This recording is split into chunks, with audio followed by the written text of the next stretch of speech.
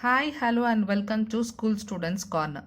இன்றைக்கி இந்த வீடியோவில் நம்ம பார்க்க போகிறது சஸ்டைனபிலிட்டி ஆஃப் டெவலப்மெண்ட். இது 9th ஸ்டாண்டர்ட் எக்கனாமிக்ஸ் யூனிட் 1ஓட டாபிக் தான். ஸோ லாஸ்ட் வீடியோவில் 1.2 indicators of economic development post பண்ணியிருக்கோம். Then next 1.1 what is development and introduction of development பற்றி போட்டிருக்கோம். ஸோ நீங்கள் இந்த சேனலுக்கு புதுசாக இருந்தால் இந்த சேனலை சப்ஸ்கிரைப் பண்ணிவிட்டு பக்கத்தில் இருக்க பெல் ஐக்கானை மறக்காமல் கிளிக் பண்ணிவிடுங்க. உங்கள் ஃப்ரெண்ட்ஸ்க்கும் ஷேர் பண்ணிவிடுங்க. ஸோ மற்ற பார்ட்ஸாக பார்க்கணும் அப்படின்னா நான் டிஸ்கிரிப்ஷனில் லிங்க் தரேன், அதையும் நீங்கள் செக் பண்ணி பாருங்கள். ப்ளஸ் 9th ஸ்டாண்டர்டோட பிளேலிஸ்ட்டோட லிங்க்கையும் தரேன், அதையும் பாருங்கள். ஸோ வாங்க இப்போ வீடியோக்குள்ளே போகலாம். So sustainability is nothing but how we have to make it constant. ஒரு ஸ்டேபிளாக அதை வந்து நம்ம எப்படி தக்க வச்சுக்கணும், நிலையாக வச்சுக்க வேண்டியது எப்படி அப்படின்றது இந்த சஸ்டைனபிலிட்டின்னு அர்த்தம். ஓகேவா? ஒரு sustainable economic development is taken to mean development without damaging the environment. அதாவது ஒரு நிலையான ஒரு வளர்ச்சி, பொருளாதார வளர்ச்சி நடக்கணும் அப்படின்னா we should not damage any of the environment. Okay, so கண்டினியூஸாக நமக்கு ப்ராடக்ட் கிடைக்கணும் அப்படின்னா நம்ம வந்து ஒரே டைமில் எல்லாத்தையும் டேமேஜ் பண்ணிடக்கூடாது இல்லையா? ஸோ அதே மாதிரி and we should not compromising with the needs of the future generation. And அதே டைமில் we should know about now what we are getting now, the same thing our future generation is also have to get. அந்த responsibility நமக்கு இருக்கணும். So அதில் எந்த காம்ப்ரமைசிங்கும் இல்லாமல் நம்ம அதை வந்து சேஃப் கார்ட் பண்ணணும்னு சொல்கிறாங்க. ஓகேவா? So the consequences of environmental degradation, அதாவது இப்போ நடக்கிற அந்த என்விரான்மெண்டல் டீக்ரேடேஷன் அதோட விளைவுகள் வந்து not only based on the nation or a state boundaries. ஒரு குறிப்பிட்ட ஸ்டேட்டில் ஒரு என்விரான்மெண்டல் டீக்ரேடேஷன் நடந்தால் அது அவங்களுக்கு மட்டும் ரெஸ்பான்சிபிலிட்டி கிடையாது. we have to think in broad way, that is sustainable development often is comparatively a new area of knowledge in which scientists, economists, philosophers and other social scientists are working together. So அப்போ இந்த செக்டாரில் இவ்வளோ personalities வந்து work பண்ணுறாங்க. அப்போ எதுக்காக பண்ணுறாங்க? So அப்போ அவ்வளோ நீட்ஸ் வந்து they have to safeguard, sustain their resources, அதுக்காக தான், அதை வீணாக்கக்கூடாதுன்றதுக்காக. ஸோ நேச்சுரல் ரிசோர்ஸ்னு எடுத்துக்கிட்டோன்னா there are 2 types of natural resources. ஒன்று renewable, another one is non-renewable. இது உங்களோட லோயர் கிளாஸஸ்லையுமே நீங்கள் வந்து இதை பற்றி என்ன பண்ணியிருப்பீங்க அப்படின்னு பார்த்தீங்கன்னா படிச்சிருப்பீங்க. So renewable resources are replenishable. அதாவது இப்போ ஃபார் எக்ஸாம்பிள் இப்போ ஒரு தடவை அது வந்து தீர்ந்து போச்சு அப்படின்னா we can refill it. ஓகேவா? ஸோ ஒரு பர்டிகுலர் பீரியடில் இது வந்து இப்போ கிடைக்கல அப்படின்னாலும் ஒரு நெக்ஸ்ட் பர்டிகுலர் பீரியடில் we can get it out. So that is called as replenishable. So solar energy, சூரியன்லேருந்து நமக்கு வர அந்த ரேடியேஷன் வந்துக்கிட்டே தான் இருக்கும். அது வந்து நமக்கு என்ன ஆகாது அப்படின்னு பார்த்தீங்கன்னா எக்ஸாஸ்ட் ஆகாது.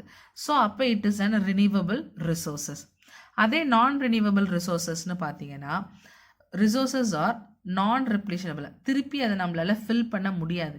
ஏன்னா மெனி மில்லியன் இயர்ஸ் ஃபாசில்ஸ் எல்லாமே வந்து ரிமைனிங்காக வந்து இருந்து அதுக்கப்புறமா தான் அது ஒரு கோலாவோ பெட்ரோலியமாவோ நமக்கு ஒரு ஃபியூவல் ப்ராடக்ட் கிடைக்குது. It takes many billion years.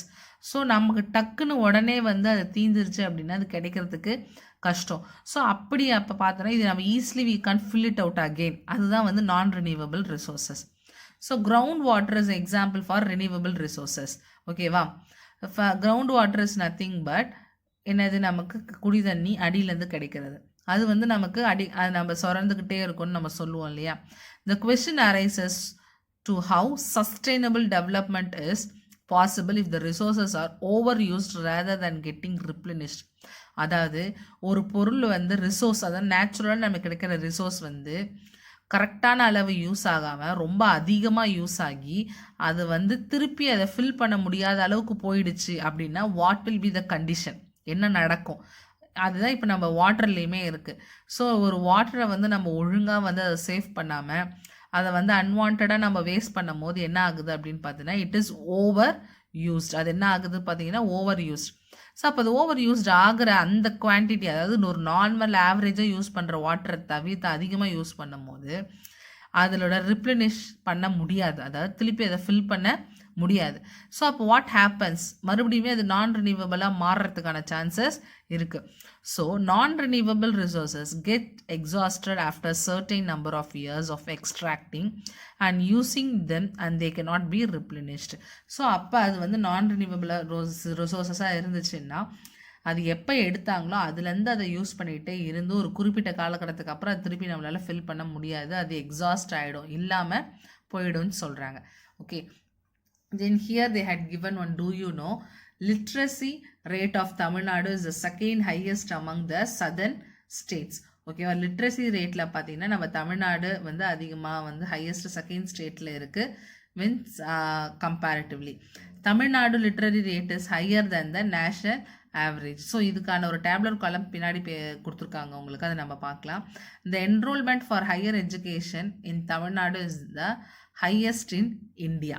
Okay, higher education அதிகமாக படிக்கிறவங்க நம்ம தமிழ்நாட்டில் இருக்காங்கன்னு சொல்கிறாங்க, அதுவும் இந்தியாவில்.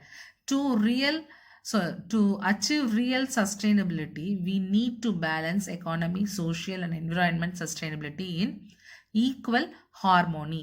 அதாவது இருக்கிற ரிசோர்ஸஸை நம்ம தக்க வச்சுக்கணும் அப்படின்னா we have to balance. நம்ம ஒரு பொருளாதார வளர்ச்சியிலையும் நம்ம பேலன்ஸ்டாக இருக்கணும், சோஷியல் டெவலப்மெண்ட்லேயும் பேலன்ஸ்டாக இருக்கணும், என்விரான்மெண்டல் சஸ்டைனபிலிட்டிலையுமே வந்து we should have a normal wave length, நார்மலான ஒரு இது இருக்கணும். எதுவுமே அதிகமாக ஆயிடுச்சு அப்படின்னா அது எக்ஸாஸ்ட் ஆகிறதுக்கு சான்ஸ் இருக்குன்னு சொல்கிறாங்க. In general the question of development or progress is continuous. Okay, at all time as a member of society and as individual we need to ask where we want to go, what we wish to become and what's our goal are. So ஒரு நார்மலாக பார்த்தீங்க அப்படின்னு பார்த்தீங்கன்னா டெவலப்மெண்ட்டோ இல்லை ப்ராக்ரஸோ நம்ம என்னன்னு சொல்கிறோன்னா ஒரு கண்டினியூஸாக நடக்கிற ஒரு விஷயம் அப்படின்னு சொல்லுவோம். ஸோ தொடர்ந்து நடந்துக்கிட்டே இருந்துச்சுன்னா அப்போ அங்கே டெவலப்மெண்ட் இருக்குது, இங்கே ப்ராக்ரஸ் இருக்குது அப்படின்னு சொல்லுவோம். பட் சம்டைம்ஸ் ஒரு இண்டிவிஜுவலோ இல்லை ஒரு சொசைட்டியோ நம்ம கேட்க வேண்டியது, நீங்கள் வந்து எங்கே ரீச் பண்ண நினைக்கிறீங்க, நீங்கள் என்ன ஆக நினைக்கிறீங்க, இல்லை what is your goal. So இந்த மாதிரி கொஷின்ஸுமே நம்ம வந்து டெவலப்மெண்ட்க்கு நம்ம கேட்கலான்னு சொல்கிறாங்க. Here they had given the tabular column and here what they had given is literacy rate. பார்த்தீங்கன்னா இது எல்லாமே 2011 சென்சஸை பொறுத்து தான். இங்கே லிட்ரஸி ரேட் பார்த்தீங்க அப்படின்னா 2011 ஆந்திராவில் 67.02, Karnataka 75.36, Kerala 94, Gujarat 78.03, Uttar Pradesh 69.72, Tamil Nadu 80.09. So all over இந்தியாவோட ஆவரேஜ் 74.04. அதாவது படிக்கிறவங்களோட rate. Sex ratio female per 1000 males, ஒரு 1000 மேல்ஸ்க்கு எவ்வளோ ஃபீமேல்ஸ் இருக்காங்க அப்படின்னு எப்பயுமே நம்ம 1000க்கு கம்பேர் பண்ணுவோம்.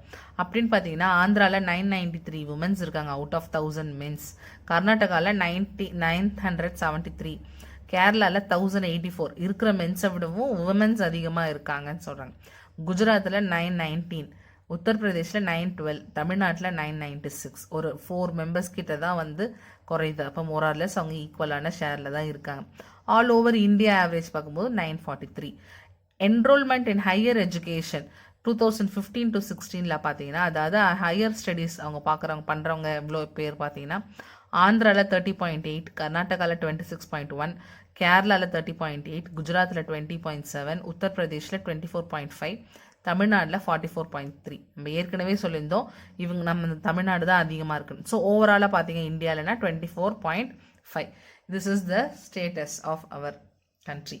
Then here they had given renewable and non-renewable resources. ஓகேவா, ஸோ இங்கே ஒரு பிக்சர் கொடுத்துருக்காங்க. அதில் வந்து நேச்சுரல் ரிசோர்ஸஸ் வந்து ரினியூவபிள் நான் ரினியூவபிளாக பிரிகிறது. ரினியூவபிளில் வந்து பிளான்ட்டு அனிமல் இதெல்லாமே ரினியூவபிளாக கிடைக்கிறது. And minerals, fossil fuel, soil இதெல்லாம் நான் ரினியூவபிளாக கிடைக்குதுன்னு சொல்லி பிக்சர் போட்டிருக்காங்க. Then here the picture they had given is water level decilines. ஓகேவா, so the process how the water is stored in underground and then again how we are using and how we are getting the rain. So அதோட cycle. ஓகேவா, so here what is renewable resources. Renewable resources are replenishable resources, are pollution free and environmental friendly, and these resources take a short time for renewal. அது திருப்பி புதுப்பிச்சுக்கிறதுக்கோ இல்லை திருப்பி அது அதிகமாக வந்து உற்பத்தி ஆகிறதுக்கோ கொஞ்சம் டைம் தான் எடுத்துக்கும். அது அதே சமயம் பொல்யூஷன் ஃப்ரீ அண்ட் என்விரான்மெண்டல் ஃப்ரெண்ட்லின்னு சொல்லுவாங்க. For example solar energy, wind energy, water, would, paper, இது எல்லாமே. நான் ரினியூவபிள் பார்த்தீங்கன்னா அதுக்கு அப்படியே ஆப்போசிட், அது ரிப்ளனிஷ் ஆகாது and the source pollute and damage the environment. அது வந்து என்விரான்மெண்ட்டே டேமேஜ் பண்ணக்கூடிய சான்சஸ் இருக்குதுன்னு சொல்கிறாங்க. மில்லியன்ஸ் ஆஃப் இயர்ஸ் அதுக்கு தேவை ஒரு ஃபார்மேஷன் ஆகிறதுக்கு. Example metal, glass, fossil fuels பார்த்தீங்கன்னா coal, petroleum, natural gas, diesel. So next there are some policies for sustainable development. என்ன பாலிசிஸ் பார்த்தீங்கன்னா use of non conventional sources of energy, அப்படின்னா solar power in India. So these are all the policies. So first we can see use of non-conventional sources of energy. India depends on thermal and hydro power plant to meet its power need. So ஒரு current produce பண்ணும் போது தெர்மலையும் அது base பண்ணி இருக்கு, thermal பிளான்ட்டும் இருக்குது, hydro power பிளான்ட்டும் இருக்குது. ரெண்டுத்தையுமே அவங்க பேஸ் பண்ணி தான் யூஸ் பண்ணுறாங்க. அப்போ தான் வந்து ரெண்டுத்தையுமே ஈக்குவல் லெவல் ரிசோர்ஸஸ் அவங்க யூஸ் பண்ண முடியும். ஒரு ப்ராசஸை மட்டும் நம்பினாங்கன்னா, அதுக்கு குறிப்பிட்டதை மட்டும் அவங்க பேஸ் பண்ணாங்கன்னா அது சீக்கிரம் வந்து என்ன ஆகிடும் அப்படின்னு பார்த்தீங்கன்னா குறைஞ்சு போயிடும். அதனால் so these resources have an adverse environmental impact.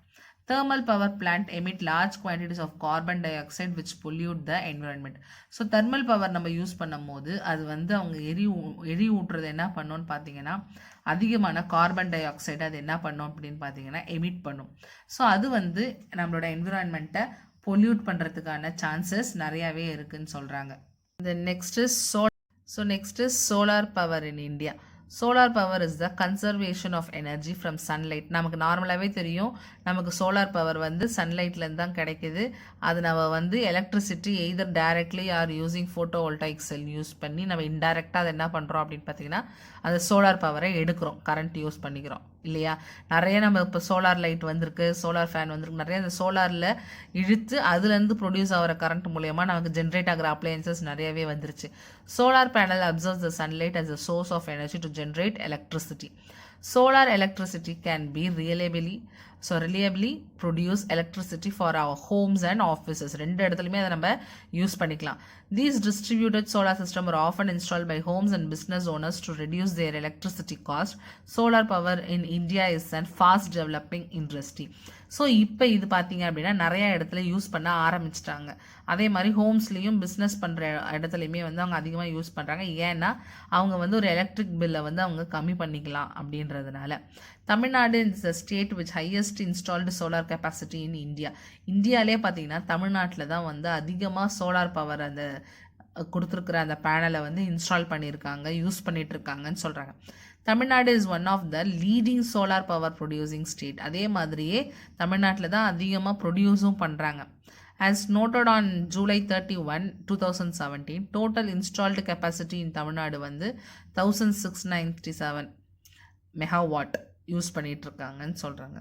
So this is all about the policies of sustainable development. In next video, that is last video, we can see about the environmental policies in India. So after completing this environmental policies in India, இந்த lesson உங்களுக்கு complete ஆகிடும். So more or less ஒரு 4 to 5 parts தான் இருக்குது. So டிஸ்கிரிப்ஷனில் link இருக்கிறத click பண்ணி நீங்கள் மற்ற பார்ட்ஸையும் நீங்கள் என்ன பண்ணிக்கலான்னு பார்த்தீங்கன்னா படிச்சுக்கலாம். It will be useful for you. So thanks for வாட்சிங் our channel. Keep on supporting us and subscribe it. Thank you.